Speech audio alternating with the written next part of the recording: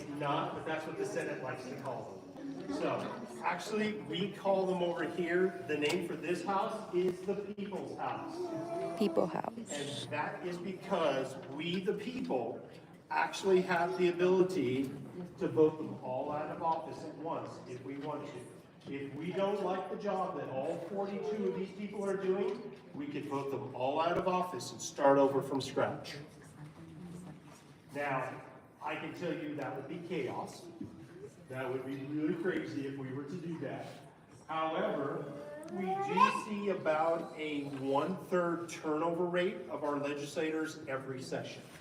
Because of term limits, they've moved out of the area, they don't want to run for office, something like that. So we do see a regular turnover of legislators that way. Let's see here. I know what. You had a question you were asking about, do we have to schedule an appointment or do we have to do something to be able to come here? So, somebody asked, hey, if I just came into the building, can I just come into the building? How does this all work? Or does it have to be for a special day? This is the people's house. This is the people's branch of government, meaning that we, the people, always have a right to be able to walk inside of this building. You do not need an appointment. You do not need to have any special reason to walk in other than you want to walk into the building itself. So the upper galleries are always open during our floor sessions for the public to be able to come in and be able to watch. Anyone actually has the right even to be able to walk into any committee while they're on and just watch them. You don't have to have permission to go in to go watch a committee. Now, what sometimes will occur that people do not understand is some committees will have so many people interested in a topic, we will actually have overflow rooms. So you may not get to sit in the room where the actual committee is happening at, but you are able to watch it in another room. Does not mean that you can't get up and go into the other room to testify, but you might be watching it in a different room just because of the sheer volume of people.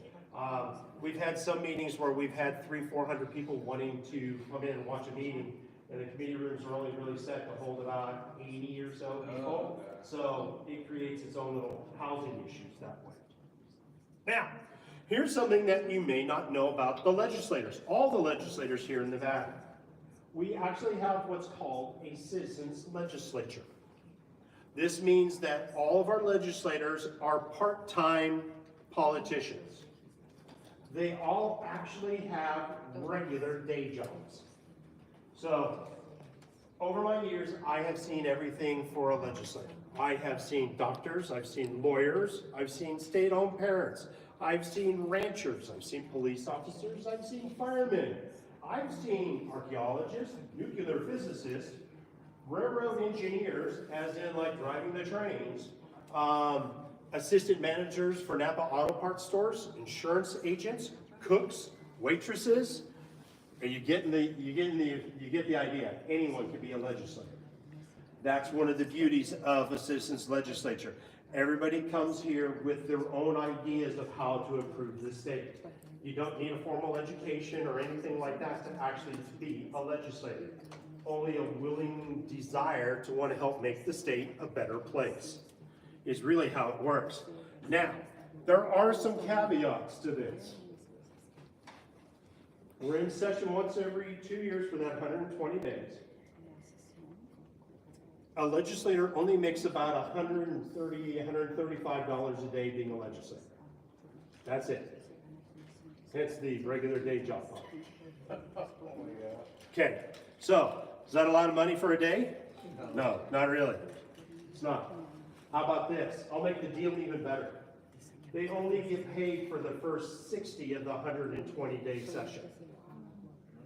The last 60 days they actually do for free. It's an incentive that we, the people of Nevada, put into place on the 120-day session to encourage them to get the job done.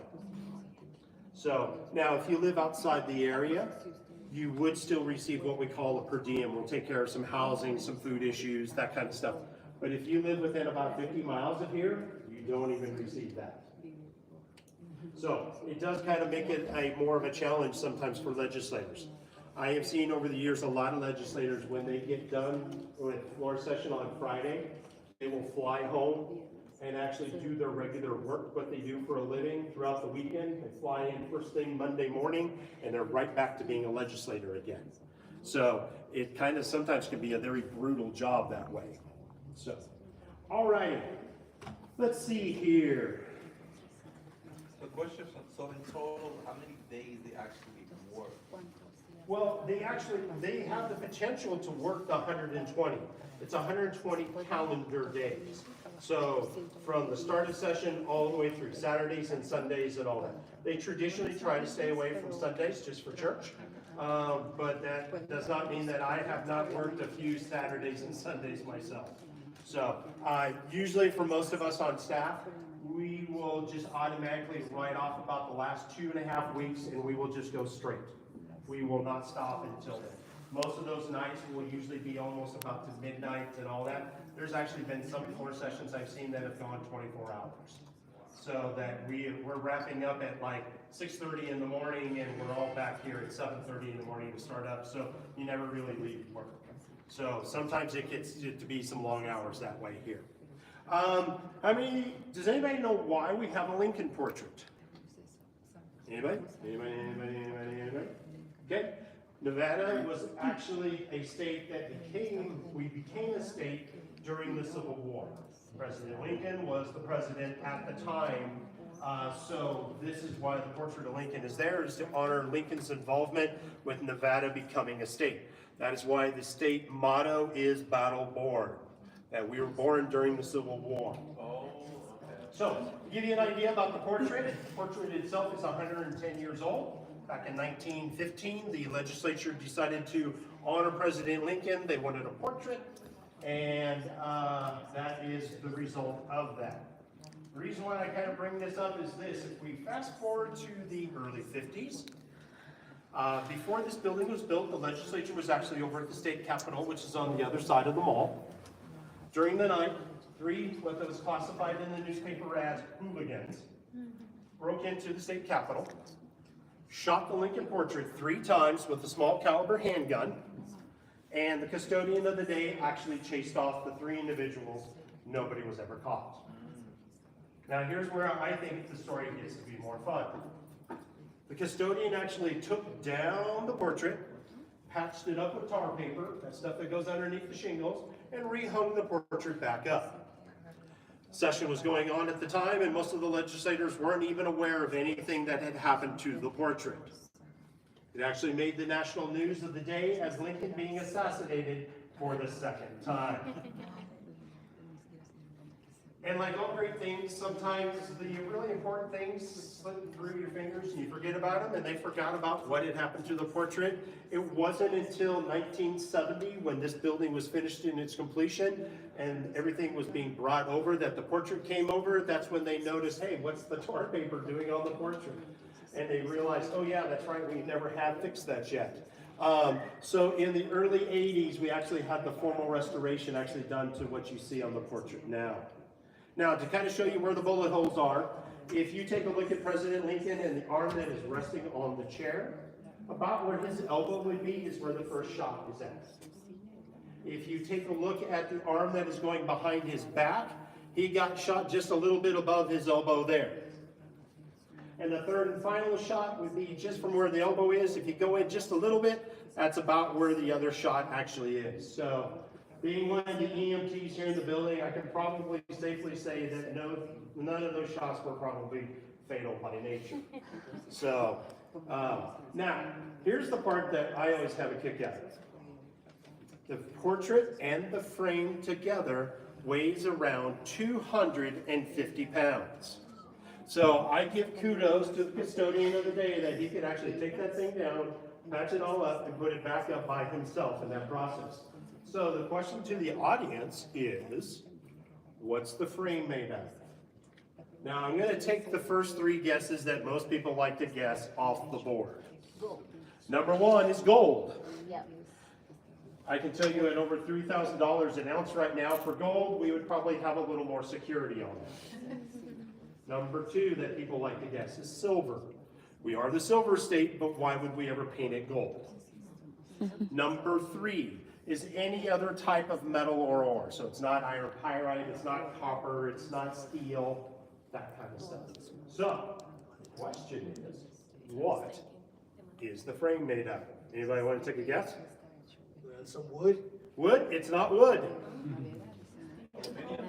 Aluminium? Aluminum wasn't quite invented yet. It's not steel. No. Plaster, you got it.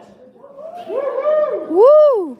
Plaster was a very common medium used back in the day to make very fancy looking frames without it having to cost a lot of money. I am sure that there is some steel rods or some wires or screws that's inside of it to kind of help hold it together, but the majority of that is plaster itself. Very good. Very good. Any questions about this chamber? What's the hammer? The hammer, that is actually what we call the gavel. That is what a chairperson would use actually to start a meeting and end a meeting. That particular one was Interesting. actually given to Speaker Joe Dini on his final days as being the Speaker of the Assembly. He was the longest term Speaker within the Assembly history before term limits existed. And because of what he had done over his decades of service for the state, they actually named him Speaker Emeritus, meaning basically he is Speaker forever. And they gave that as a gift to him. He did not want to just have it squirreled away in his office and all that. He gave it to the Assembly, and that is actually where it hangs. Any other questions? So Yes. when the legislative session is over, what other things do they do here? What other thing? Okay, so the question is once session is done, what happens to this building? Is that a fair way to say it? Sure. What happens to the building and the staff? Actually, when we are not in session, we actually open our doors to other organizations and groups and all that, and they can actually be able to come in and they actually use like the room that you're using right now. Other state agencies will actually use some of our committee rooms for their meetings then. Is kind of how that one works out. So we actually, there is some what we call interim legislative meetings just to keep everything going, to making sure that all the money's being appropriated the way it's supposed to and all that. But there's no new laws that are enacted while we are not in session. And so the assembly people, they only work during the session and occasionally, when you have these committees coming together? So the legislators will be doing that, but like the Assembly and Senate staffs that you maybe have met a little bit, they are only for the session only. So we actually hire on probably right around 250 part-time seasonal staff actually to put on session for the Assembly and the Senate. And then there's probably about another 100 or so from the Legislative Council Bureau staff that is hired on as seasonal temporary. So we do that every 18 months, that we are hiring on a whole bunch of people to put on a session. Okay, so we're gonna make one last stop and then we're done. So if everybody can follow me. Yay. Follow me. Yeah.